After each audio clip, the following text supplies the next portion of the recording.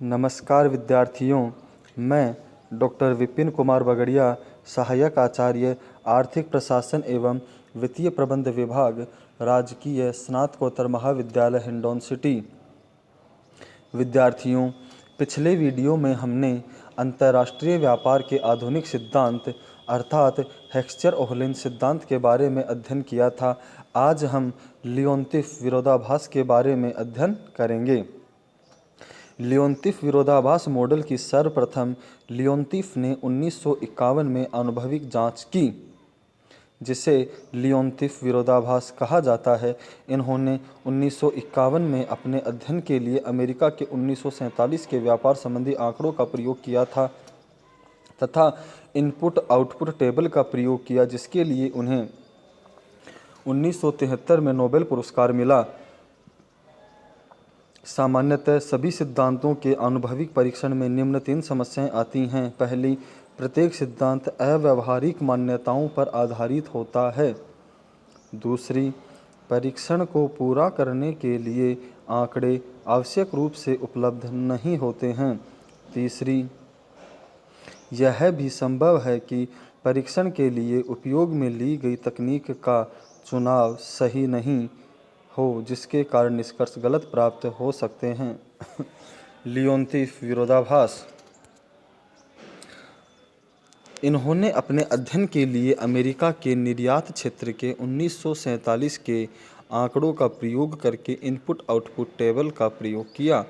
उनके अध्ययन के समय में यह सर्वसम्मत था कि अमेरिका तुलनात्मक रूप से पूंजी बाहुल्य देश है, अतः यह प्रत्याशित था कि अमेरिका के निर्यात पूंजी गहन होंगे और आयात श्रम गहन होंगे। लियोनतीफ को अपने अध्ययन के लिए अमेरिका के वास्तविक आयातों की साधन गहनता संबंधी प्रत्यक्ष जानकारी उपलब्ध नहीं हो पाई, अतः इसके स्थान पर लियोनतीफ ने यह देखा कि यदि अमेरिका के निर्यातों को $1 मिलियन से घटा दिया जाए तथा आयात प्रतिस्थापन वस्तुओं के उत्पादन को $1 मिलियन मूल्य से बढ़ा दिया जाए तो उत्पादन के साधनों के प्रयोग पर क्या प्रभाव पड़ेगा। उनके अध्ययन के नतीजे चौंकाने वाले थे, क्योंकि अमेरिका के आयात प्रतिस्थापन क्षेत्र की पूंजी गहनता उसके निर्यातों से 30% अधिक थी। लियोनतीफ विरोधाभास का स्पष्टीकरण। इस अध्ययन में वर्ष का चुनाव गलत था। यह वह वर्ष था जो कि द्वितीय विश्व युद्ध के निकट का वर्ष था, जो कि आर्थिक एवं राजनीतिक दृष्टि से एक सामान्य वर्ष नहीं माना जा सकता। दूसरा, अमेरिका की तटकर संबंधी नीति, जिसमें उसके श्रम गहन उद्योग बहुत अधिक संरक्षित थे, इसमें भी व्यापार के स्वरूप के बारे में सही निष्कर्ष नहीं प्राप्त हो सके। इन्होंने अपने निष्कर्ष में केवल भौतिक पूंजी को शामिल किया और मानवीय पूंजी तत्व की उपेक्षा की,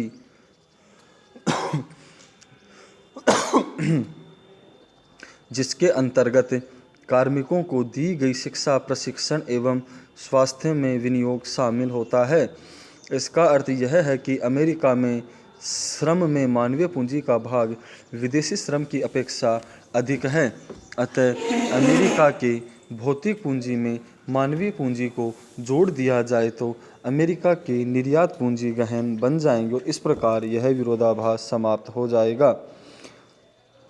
प्राकृतिक संसाधनों का वर्गीकरण किसके अंतर्गत किया जाए, यह स्पष्ट नहीं होने से भी यह विरोधाभास प्रकट हुआ।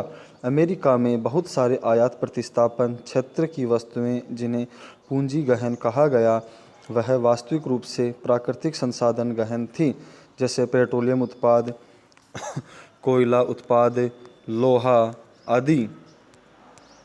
प्रिय विद्यार्थियों, अंतर्राष्ट्रीय व्यापार के जिस आधुनिक सिद्धांत को हेक्स्चर-ओहलिन ने दिया, उनका यह मानना था कि जिन देशों में दूसरे देश की तुलना में साधन की कीमत तथा साधन गहनता अधिक तथा कीमत कम पाई जाती है, वहाँ उन वस्तुओं का निर्यात किया जाता है।